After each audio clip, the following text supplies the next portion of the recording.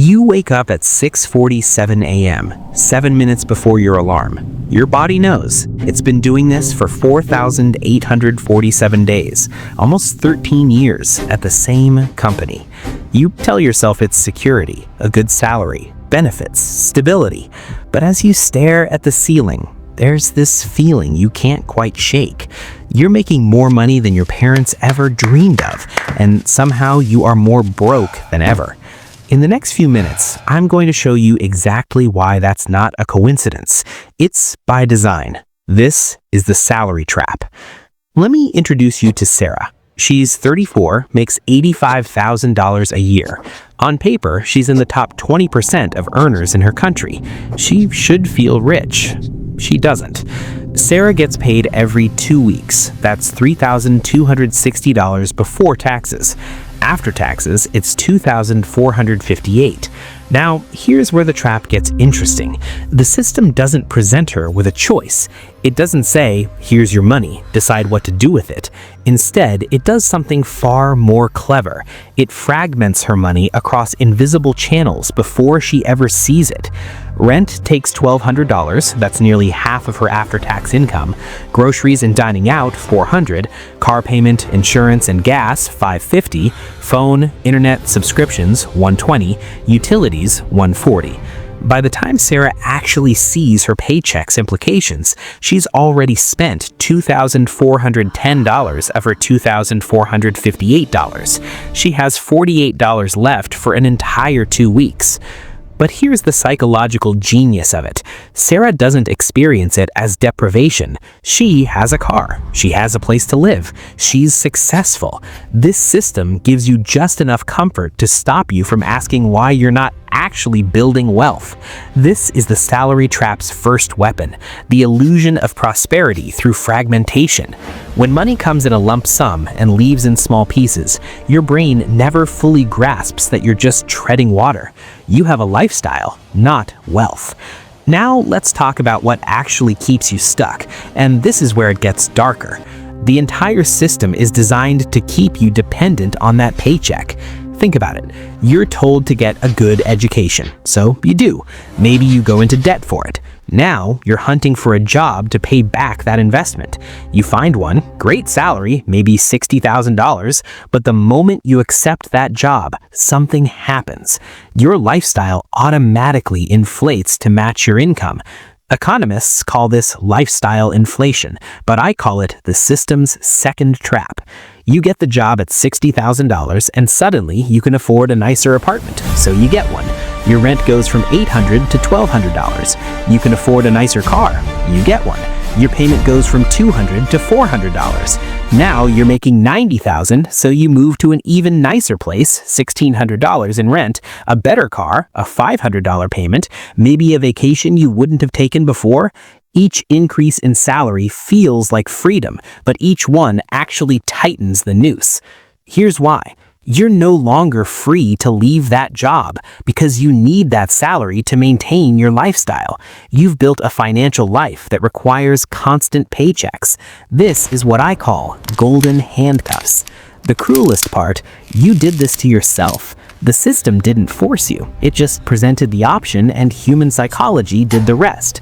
We see progress as moving up, not as actually getting richer. So we move up into a lifestyle that consumes every penny we earn. A CEO making $500,000 a year can be just as trapped as someone making $50,000 if their lifestyle requires $450,000 yearly. The salary doesn't determine your freedom. The gap between your income and your expenses does. And the system is designed to keep that gap as small as possible. Let me tell you about my friend David. He worked in tech, made 6 figures, but he was unhappy. Every time he thought about quitting, his stomach would drop. Why? Because he'd already committed to a $400,000 house, 2 car payments, kids in private school. One day, his company offered him a promotion, a $20,000 raise. He felt relieved, grateful. He felt like he'd won. 2 weeks later, his landlord raised the rent, his mortgage adjusted, his oldest needed braces, he got a new car because the old one needed too many repairs, and just like that, his financial stress didn't decrease. It stayed exactly the same. This is the system's most insidious trick.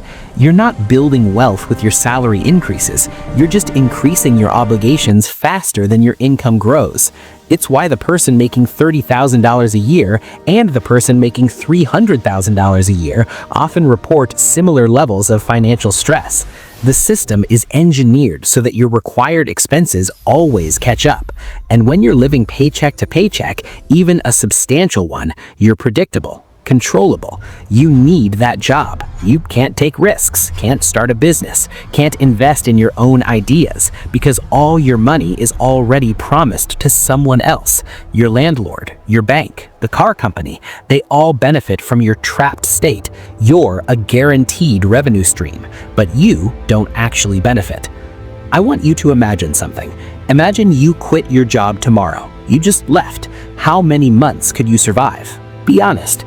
If your answer is less than 3 months, you're trapped, and you're not alone. Over 60% of professionals couldn't sustain their lifestyle for more than 1 month without a paycheck. Think about that. You are 1 month away from a financial crisis at all times. That's not security. That's a very comfortable prison. The salary trap convinces you this is normal. Work, earn, spend. Work harder or more, spend more. But this isn't inevitable. It's not a law of physics. It's a choice that's been made for you. The moment you realize your salary isn't keeping you rich, it's keeping you busy enough to not become rich, everything changes. Because once you see it, you can't unsee it. You start asking different questions. Not how do I make more money, but why does all my money leave? Not how do I get a promotion, but how do I build assets instead of obligations? This isn't about quitting your job tomorrow. The point is this: awareness changes behavior. Once you understand the trap is a system, not a law, you can start to dismantle it. First, stop confusing income with wealth. A $200,000 salary is income, $50,000 in savings and investments is wealth. One is temporary, the other is permanent. Second, attack the gap. Intentionally keep your expenses lower than your income. This feels backward, but it's the only mechanism that works. Third, redirect that gap into assets that work for you, not liabilities that work against you. And most importantly, build optionality. The moment you have 3 to 6 months of expenses and savings, something shifts psychologically. You're no longer trapped. You can negotiate better. You can take risks. You can leave situations that don't serve you. The goal isn't just to earn more. The goal is to become independent from the system's requirement that you need that paycheck. Because the moment you don't need it, you're free. The salary trap is real. It's sophisticated, but it is not inescapable. The people who break free aren't smarter or luckier than you. They just became aware. They saw the system for what it is, and they decided that comfort wasn't the same as freedom. You have that same choice. If you found this breakdown valuable and you want to learn the actual mechanics of building wealth instead of just earning income, subscribe to this channel. We break down the psychology of money, the systems that control your finances, and how to beat them.